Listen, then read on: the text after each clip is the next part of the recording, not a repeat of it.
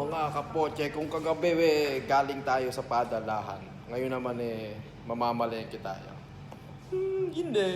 Ganda ng damit ko. Kita nyo ba? Abasa nyo ba? Ganda na. Ang kagandahan lang dito, ba't parang liwanag yun? Ang kagandahan lang dito sa tinitirang ko, baba mo lang. Baba lang namin ang palengkehan tawag dito. Kung gusto mong mamalengke, sa baba lang. Kaya yun, magyoyosi muna tayo bago tayo bumapato. Yun kita nyo ba ako? Ganda ng damit ko no? Ayan no?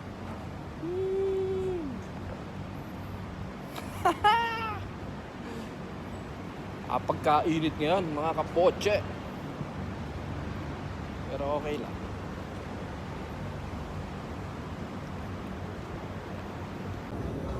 Baba na tayo mga kapoche. Kita nyo, escalator pa tayo. Malay ka tayo, kukuha lang tayo ng trolley.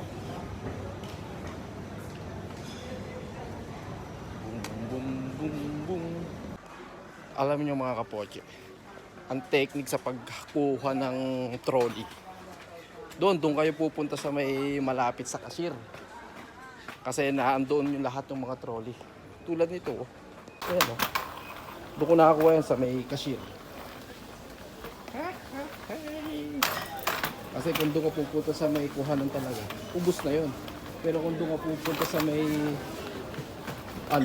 kahera, kasi syempre doon yung bayaran, di ba?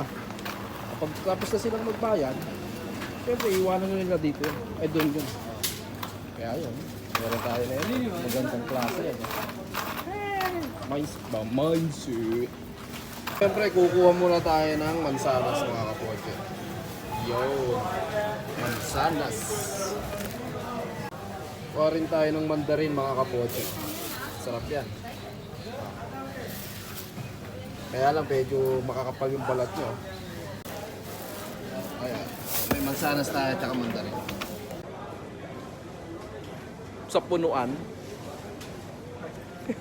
Meron din dito sila mga kapoche. Familiar ba kayo dyan? Tender, juicy, you know. Tapos meron din sila mga Pinoy foods. Pwede rin tayo ng itlog mga kapoche.